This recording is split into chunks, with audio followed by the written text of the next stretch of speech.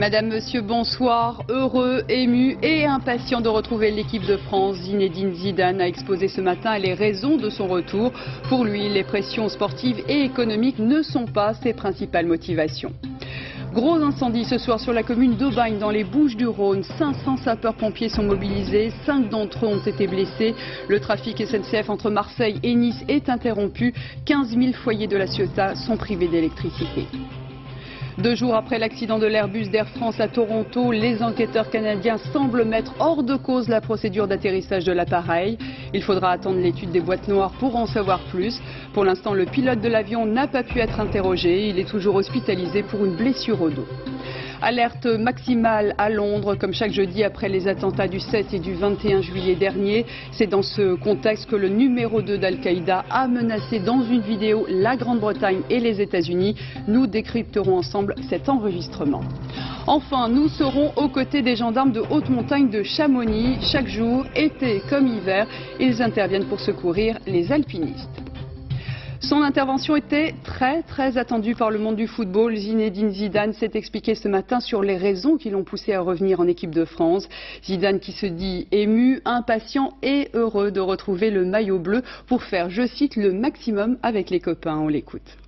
Moi, en tous les cas, ce qui est très important dans tout cela, c'est que j'ai la bénédiction de mes parents et c'est la chose la plus importante. Le reste c'est après sur le terrain que ça se passera, quoi. Aujourd'hui, je suis content, serein et puis surtout aussi content d'être ici en préparation et de me dire que dans 15 jours, je vais retrouver les copains et les bleus, quoi. Zinedine Zidane qui refuse l'étiquette de Zorro, mais du côté des supporters, il est attendu comme un sauveur pour qualifier la France en vue de la Coupe du Monde 2006. Réaction recueillie à Marseille par Yannick Arossi et Michel Comin. À Marseille, face à la mer, Zinedine Zidane est depuis quelques années une tête d'affiche. Des touristes viennent même de Normandie pour ce qui est presque devenu un pèlerinage. Nos vacances, c'est venir ici à Marseille pour voir le mur de Zidane et puis pour le foot. L'équipe de France, sans Zidane, c'était pas l'équipe de France. Et la cité de la Castellane sans Zidane, ce ne serait pas tout à fait la cité de la Castellane. Le retour de Zizou et le retour de notre enfant.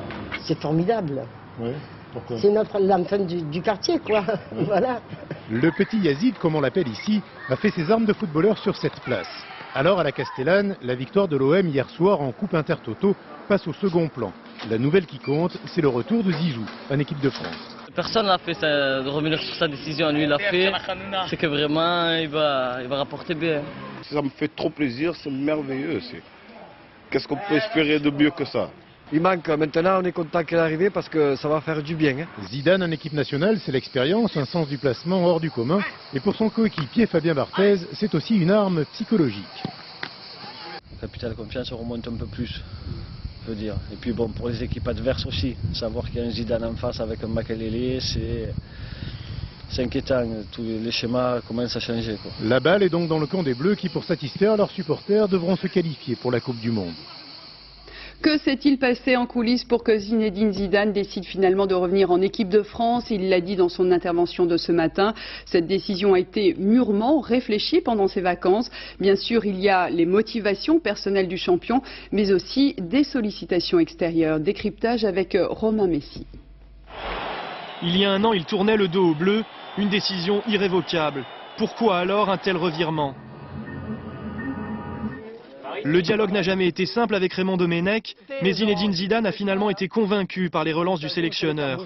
Un Domenech qui se dit particulièrement heureux de son retour. Les instances du foot français ont tout fait pour faire revenir Zidane, même si elles s'en défendent et gardent le secret. Il n'y a pas eu de pression, il n'y a rien eu. Il y a eu simplement des gens qui ont discuté. Il y a un amour du maillot, un amour de l'équipe de France qui l'a emporté, et c'est pour ça que je suis heureux.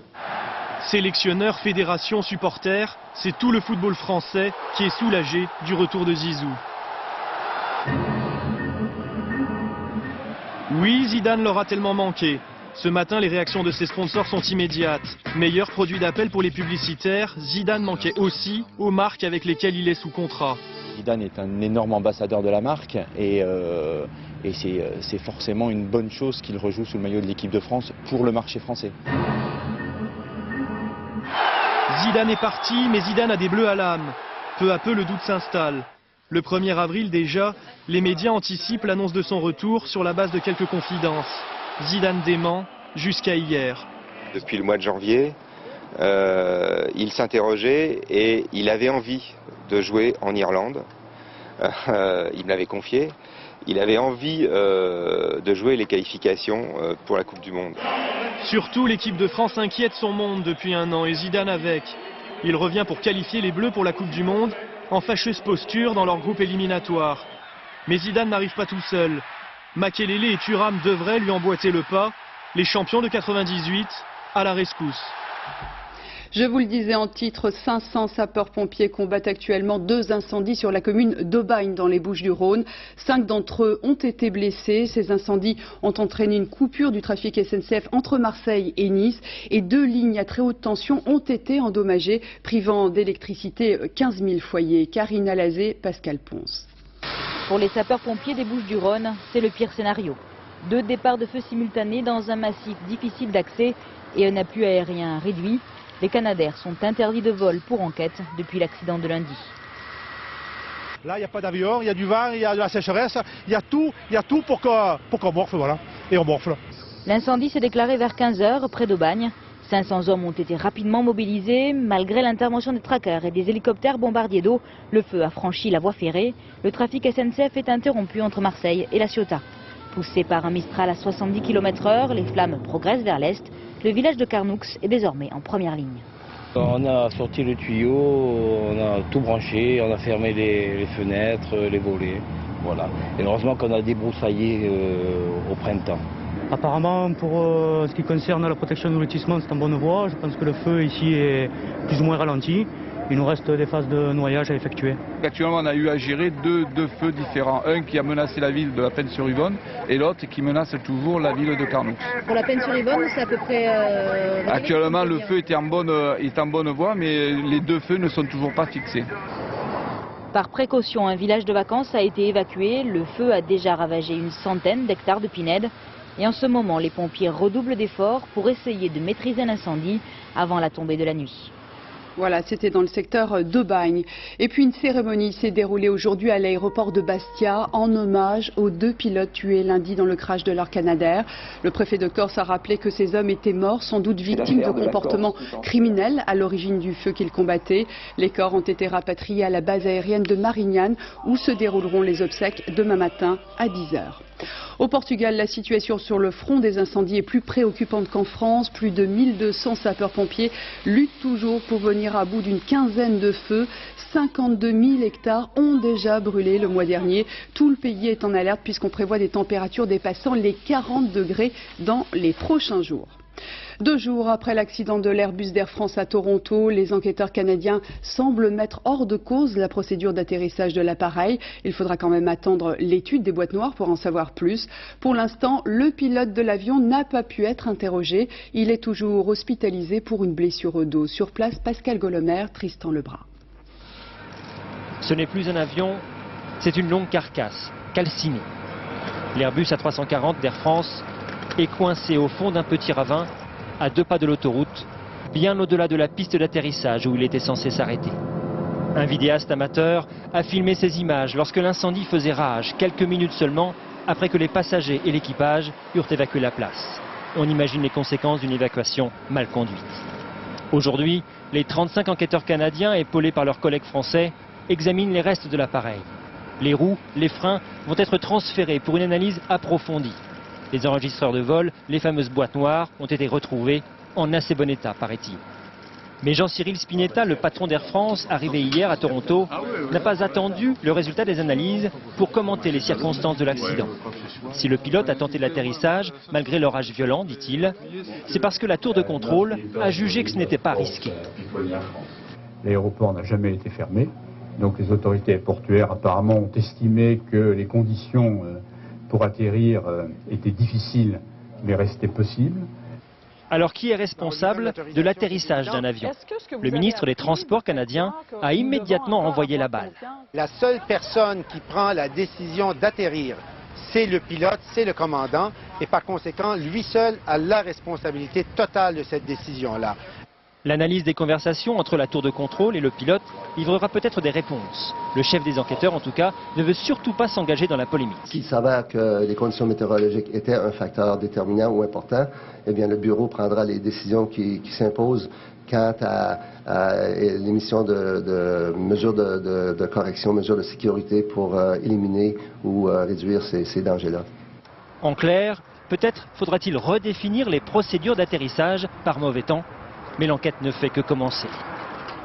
Le PDG d'Air France, qui est toujours à Toronto, a annoncé que tous les rescapés français recevront une indemnisation totale pour les dommages qu'ils ont subis.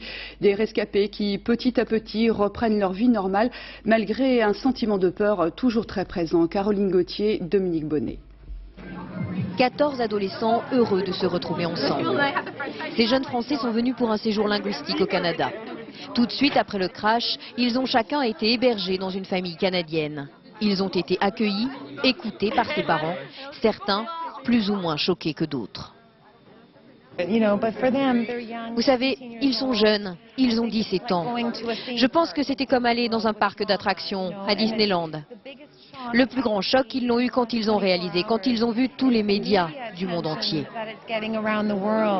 Derrière leur sourire, des souvenirs douloureux qu'il faut évacuer. Alors aujourd'hui, un psychologue arrivé de Paris va les entendre.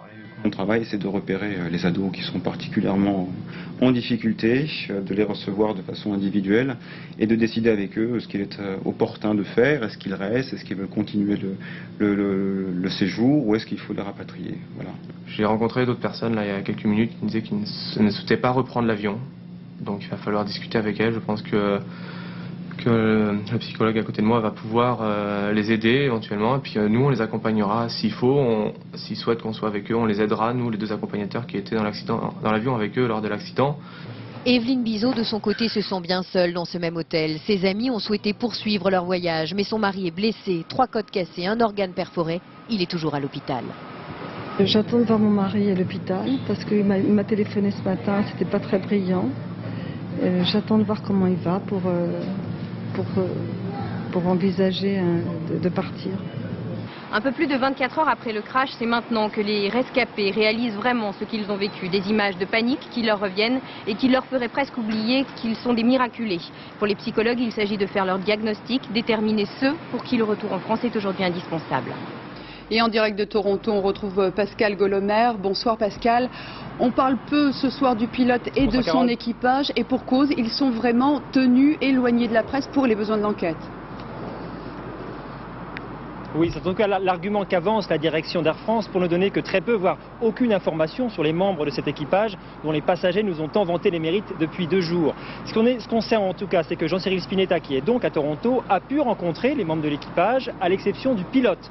Le pilote qui est toujours hospitalisé pour des blessures au dos, semble-t-il, c'est la seule information dont on dispose. Il n'a pas pu non plus répondre aux questions des enquêteurs qui attendent que les médecins donnent le feu vert. En revanche, le copilote, lui, devrait en principe aujourd'hui répondre aux questions de ces enquêteurs.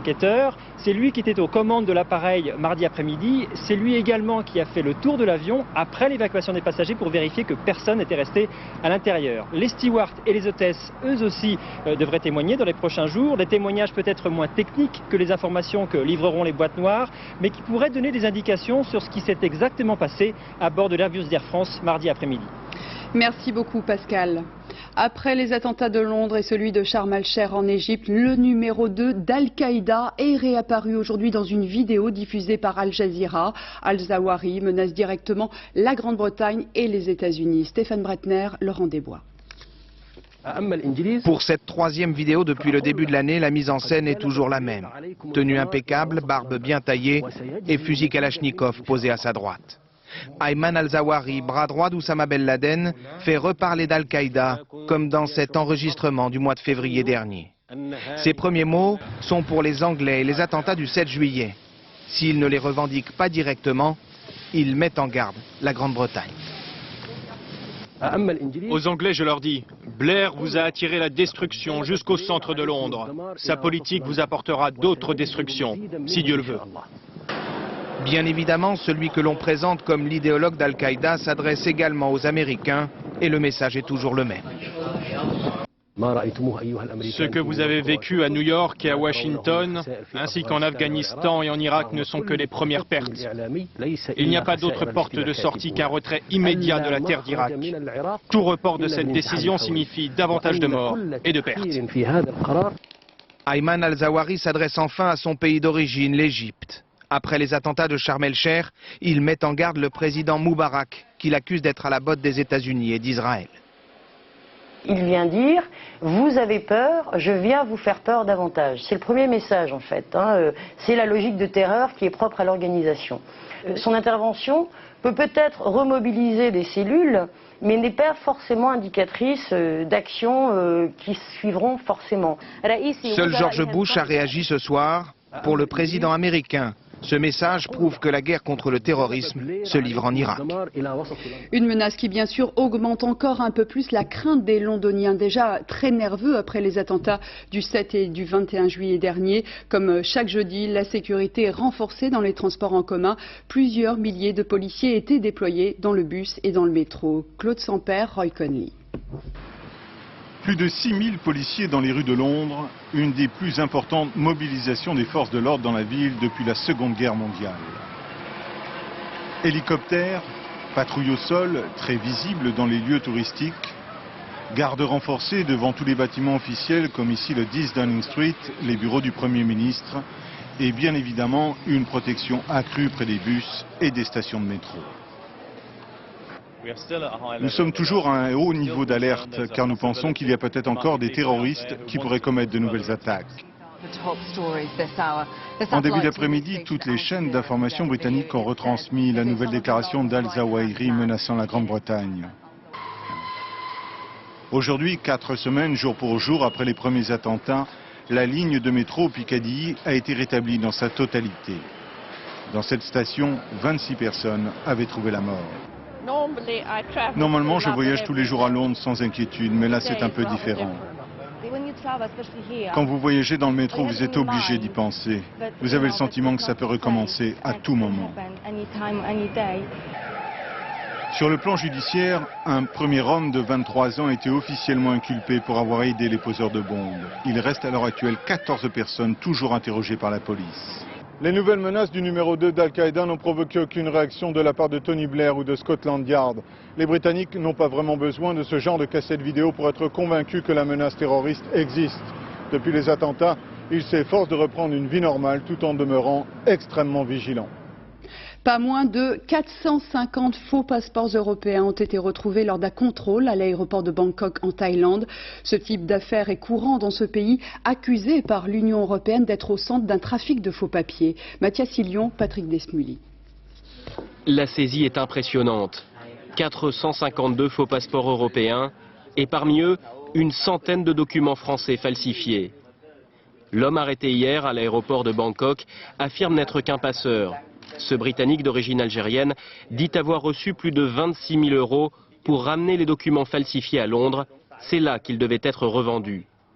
Il y a des passeports portugais, espagnols, belges, français. C'est l'un des plus beaux coups de filet de notre service de l'immigration. L'homme s'apprêtait à quitter Bangkok direction Amsterdam, puis Édimbourg quand il a été arrêté. L'Europe soupçonne la capitale thaïlandaise d'héberger une industrie de fabrication de faux papiers. Il y a des ateliers avec des capacités de haute technologie, donc effectivement la ville de Bangkok, un aéroport majeur en plus pour l'Asie, est un endroit où beaucoup de contrefaçons sont opérées, notamment celles de faux documents d'identité. Chacun de ces faux passeports est vendu entre 2 500 et 3 000 €. Le lot saisi hier aurait donc pu rapporter plus d'1 million d'euros aux trafiquants. À ce stade de l'enquête, aucun lien n'a été établi entre l'homme arrêté à Bangkok et un groupe terroriste. Au moment où Ariel Sharon doit déjà gérer la résistance de certains colons à quelques jours du retrait de Gaza, voici une affaire qui pourrait encore alimenter la tension dans le pays. Ce soir, un Israélien en tenue militaire a tué 3 personnes avant de se faire lyncher à mort par la foule. Cet incident s'est passé dans une ville arabe israélienne dans le nord du pays. Charles Anderlin. Selon les chaînes de télévision israéliennes, il s'agit bien d'un attentat commis par un extrémiste juif.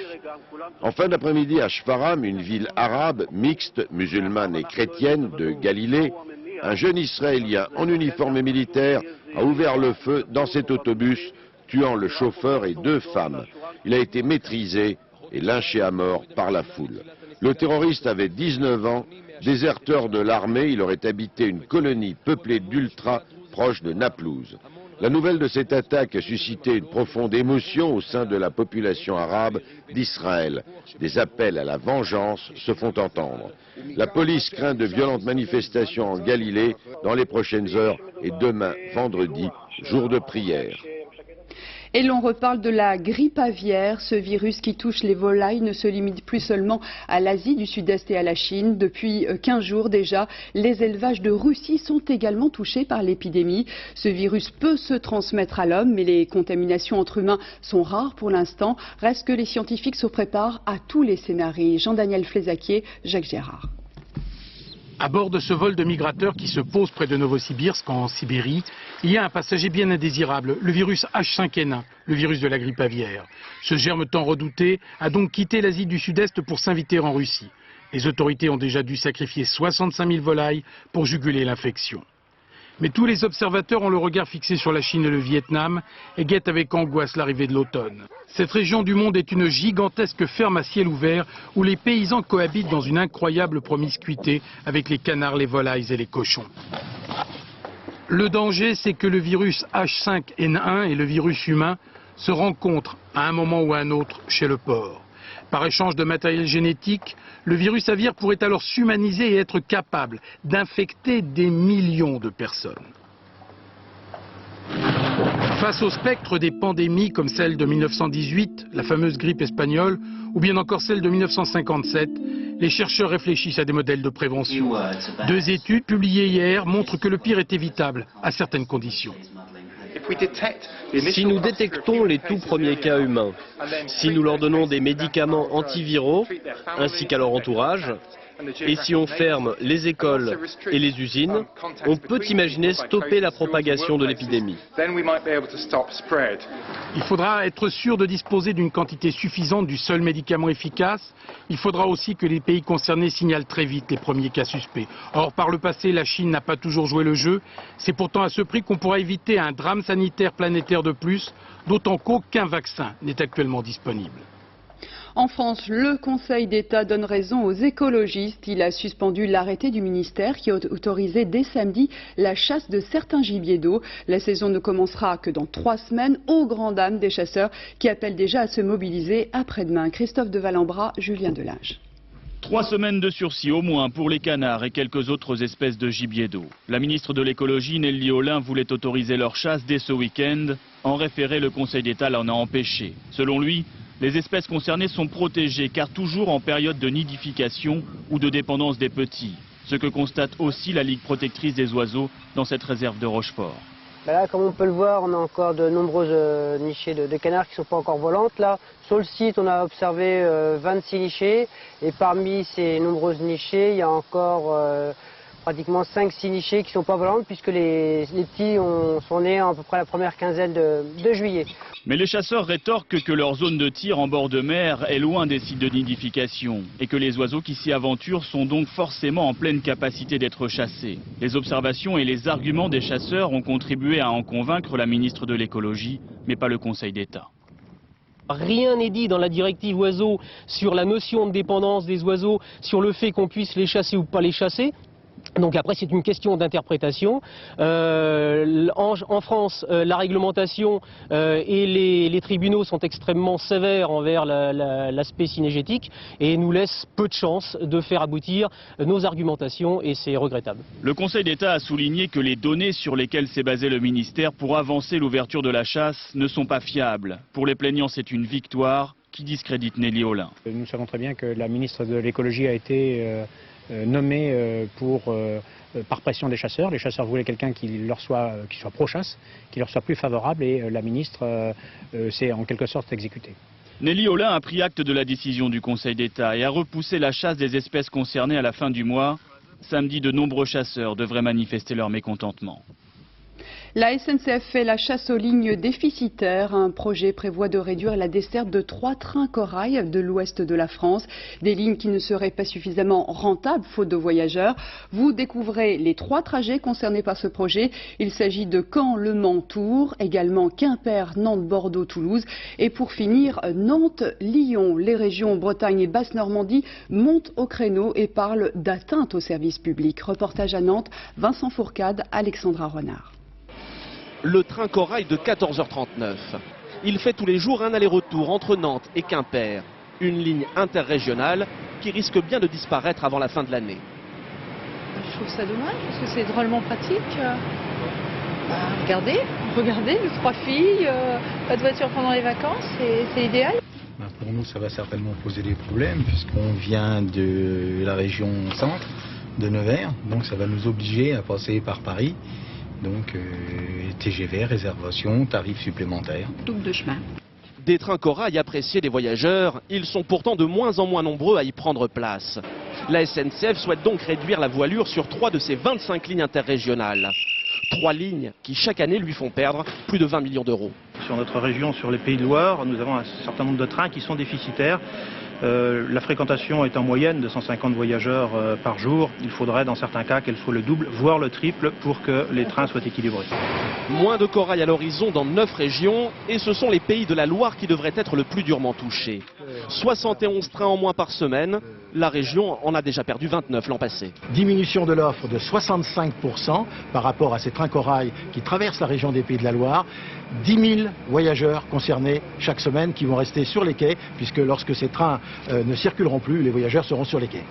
Région et SNCF n'ont plus qu'un mois pour trouver une solution de rechange et éviter la suppression de trains interrégionaux. La bataille du rail est donc bien lancée. Comme prévu, ce matin, à 8 h, les premiers automobilistes ont pu emprunter à nouveau le tunnel du Fréjus après 2 mois de fermeture. Pas d'incident pour cette première journée. La circulation est sans restriction pour les véhicules légers, en alternance pour les poids lourds de plus de 3,5 tonnes.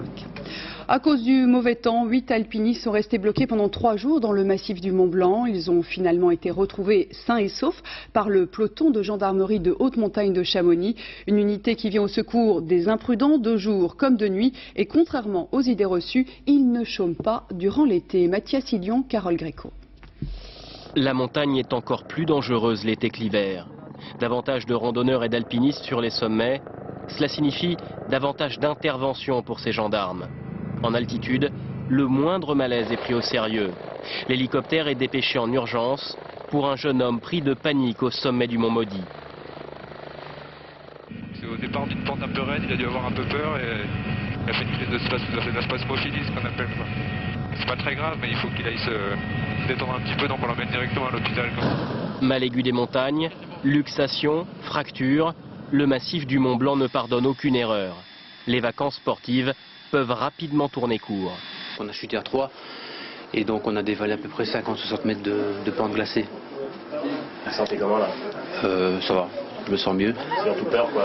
Oui, c'est un grand stress évidemment. J'avais les cuisses qui fonctionnaient plus et qui sont mis à tétaniser complètement et il n'y a plus moyen que je suive le groupe avec qui j'étais, puis on était encore à 4300 mètres. Selon les professionnels de la haute montagne, beaucoup de ces accidents pourraient être évités. Ce qu'on peut regretter, c'est que le Mont Blanc est un objectif. Il n'y a pas de préparation en amont. Lorsque les gens sont mal en altitude, ils n'apprécient guère la montée et ça se termine par un retour en hélicoptère. Un manque de précaution, parfois mortel. Ah oui, ok, vu dans la gouille là-bas.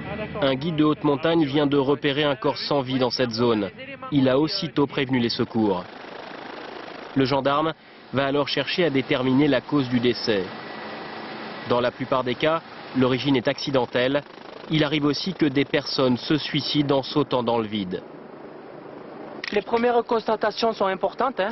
Dès qu'on arrive, c'est à partir de cette base-là qu'on peut commencer à élaborer les recherches. Savoir si il a glissé ou si il s'est jeté d'en haut ou si il faisait de l'escalade et qu'il y a une corde qui a cassé ou un mousqueton. Donc là, mon collègue est en train de voir s'il trouve quelque chose, quoi. Pour identifier la victime, les gendarmes recherchent ses papiers dispersés dans la montagne lors de sa chute de plus de 300 mètres. Comme ses collègues, Jean-Marc Galin a appris à vivre avec la mort. Notre mission, c'est le secours, hein, c'est pas le ramassage de corps inertes. C'est jamais très beau les corps qu'on trouve en montagne. On peut faire appel à des psychologues si vraiment ça va pas. Mais souvent, on se fait notre thérapie le matin au café ou entre nous, entre copains, on en parle et puis on arrive un peu à démystifier la chose comme ça. En juillet, 9 personnes ont trouvé la mort dans le massif du Mont Blanc. Mais ces gendarmes de haute montagne préfèrent retenir le nombre de personnes qu'ils ont secourues, 115 depuis le début de l'été, des statistiques en augmentation par rapport à l'année dernière. Le Quai d'Orsay suit de très près l'affaire de ce Français détenu depuis 8 jours au Vietnam. Il avait été contrôlé en possession de médicaments interdits dans ce pays. Son épouse et ses proches se mobilisent pour mettre fin à son cauchemar. Dorothée Cochard, Benoît Gadret. Van Chuang Pham devrait être en train de vivre des vacances de rêve au Vietnam. Il est retenu depuis 8 jours par les policiers. Sa faute ? Être en possession d'un grand nombre de médicaments à base de morphine interdits sur le sol vietnamien. Depuis maintenant 2 jours, 3 jours, il est au secret, personne ne peut le voir, sa famille n'a aucune nouvelle et nous-mêmes attendons des nouvelles de Chuang, qui par ailleurs est malade puisqu'il a des problèmes de dos. Confirmation de son médecin. Van Chuang Pham souffre du dos depuis des années et souffre beaucoup. Il a été vu par plusieurs rhumatologues avec des infiltrations. Infiltration, arrêt maladie de plusieurs mois. Son médecin, pour son départ, a dû lui prescrire un grand nombre de médicaments antidouleurs à base de morphine. Son erreur, c'est de ne pas avoir vérifié la liste des médicaments autorisés ou pas au Vietnam. Et la deuxième chose aussi, c'est de ne pas avoir emmené les ordonnances d'emblée. Et ça aurait évité, je pense, beaucoup de malentendus. Van Chuang Pham va devoir maintenant prouver sa bonne foi. Les autorités vietnamiennes poursuivent leur vérification. Des vérifications d'autant plus rigoureuses que les policiers vietnamiens ont été récemment confrontés à plusieurs affaires de trafic de médicaments. Un trafic juteux, estimé à 25 millions d'euros par an. Les jolies colonies de vacances façon Vladimir Poutine, le gouvernement russe subventionne des camps ouverts aux enfants et destinés à développer leur fibre patriotique. L'idée n'est pas nouvelle, mais elle séduit de plus en plus de jeunes Russes. Anne Poncinet, Xavier Luizet. Revue de détail avant l'entraînement du matin. Ils ont entre 10 et 17 ans et dans leur colonie de vacances, toutes les activités sont calquées sur celles d'une caserne. J'ai décidé de vérifier mes capacités pour voir si je peux tenir tout ça. Et ici, c'est comme à l'armée. Ça me prépare pour le service militaire. Les enfants manipulent des répliques de Kalachnikov. Et s'il faut en croire les instructeurs, pour la plupart des réservistes, c'est ainsi qu'on fait des hommes. Ce qu'on leur apprend à survivre dans cette époque pas très paisible. On leur forge le caractère, la volonté. Parce que le caractère, on en a toujours besoin. Quant aux gamins, bien sûr, l'essentiel pour eux, c'est de jouer aux soldats. Ils n'y voient aucun mal. Ici, c'est pas comme à la guerre. On ne tue pas. Le plus dur, c'est les punitions. Quand tu as fait quelque chose de mal, on t'envoie éplucher les patates, aider à la cuisine ou creuser des trous. Créé du temps de l'URSS par des vétérans d'Afghanistan, ce camp n'a pas toujours été aussi à la mode. Il trouve un nouveau souffle et plus de financement depuis que Vladimir Poutine a lancé un programme d'éducation patriotique. Le système des clubs patriotiques se développe et les responsables nous envoient leurs cadres en formation pour profiter de notre expérience. La motivation des parents, elle, n'est pas seulement patriotique. Ce camp ne coûte pratiquement rien. Les services sociaux offrent même des séjours gratuits. À la maison, qu'est-ce qu'il va faire? Au moins, ici, il est surveillé. Histoire donc de renforcer l'élan patriotique national, le gouvernement russe vient tout juste d'attribuer à ce genre de programme plus de 13 millions de dollars. En prime, une loi doit être votée instaurant une formation militaire obligatoire au lycée. Cela n'en fait que prendre un peu d'avance. Nouvelle illustration du réchauffement de la planète et des océans. Une étude publiée aujourd'hui montre l'importance de la fonte des glaces depuis 10 ans. Des pans entiers se sont effondrés en Arctique il y a 2 ans, du jamais vu depuis 10 000 ans. Benoît Févelet, Joseph Bachtik. On la croyait éternelle avec ses falaises de plus de 200 mètres de haut. C'est l'Arsène B, la banquise située le long de la péninsule antarctique. Elle est restée intacte pendant 10 000 ans. L'Arsène suscite l'inquiétude des scientifiques car en moins de 10 ans, une partie de la plateforme glaciaire a subi 2 gros effondrements. Sur cette première photographie, la banquise est entière, puis elle se disloque, se désagrège. À même échelle, le plus gros morceau fait la moitié du Morbihan. Le reste part à la dérive et fond. Les scientifiques en sont sûrs, c'est encore le réchauffement de la planète qui est à l'origine de ces événements. L'étude récente vient de montrer, à travers cette fois des forages dans les sédiments marins, que la plateforme de l'Arsène a été constamment présente dans cette région tout au cours depuis 10 000 ans.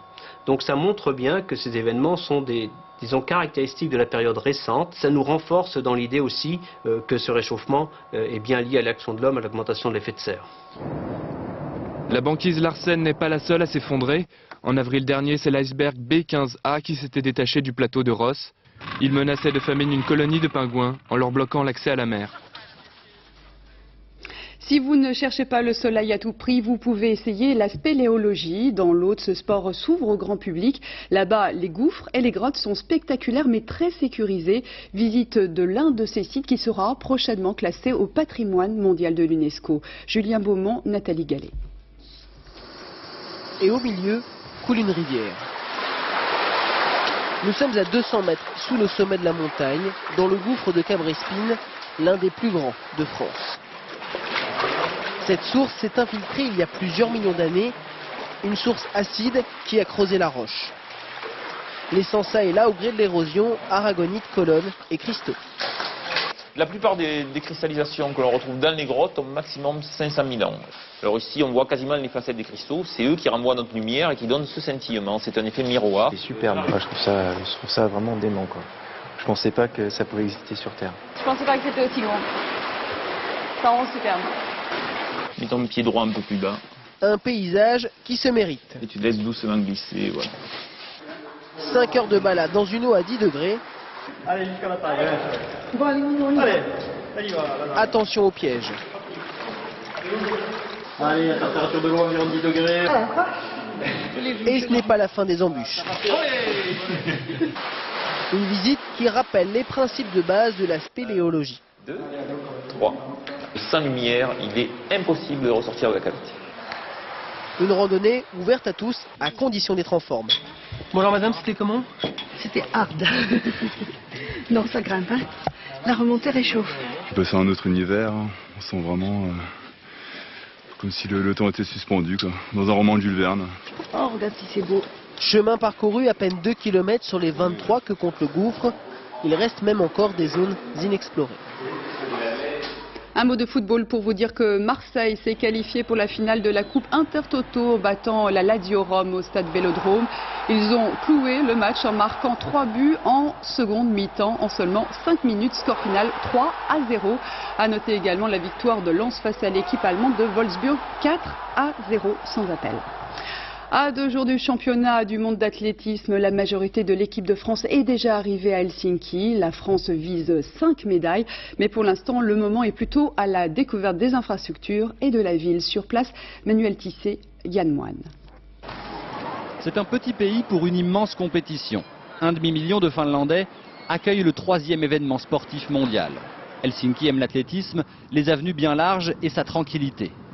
Mais les lacs de la région sont un petit peu moins calmes ces jours-ci. Pendant 9 jours, Helsinki est un lieu sensible comme Londres, Paris ou Madrid.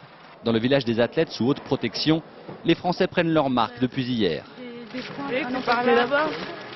Le campus est coquet, verdoyant et les petites chambres d'étudiants permettent de réunir les générations. Fabedia, capitaine des Bleus, transmet son expérience et ses souvenirs à sa jeune coéquipière. Souvent au championnat du monde on est en hôtel et là ça change parce que c'est le village, on rencontre vraiment tout le monde, c'est une autre ambiance, c'est un petit peu comme les jeux quoi. Comme aux jeux, les stars de la piste croisent les jeunes pousses de l'athlétisme. Maurice Green et les Américains à l'entraînement, c'est toujours un spectacle fascinant. On se dit qu'on fait un peu partie des grands, mais on arrive tout doucement quoi. On arrive doucement, on apprend. La grande Christine Aron entamera dimanche les séries du 100 mètres. Ce matin, Elle a subi aux Aurores un contrôle antidopage sans perdre sa bonne humeur. C'est fait, maintenant j'espère que d'ici ma course, ils vont me laisser dormir. Parce qu'il faut que je récupère.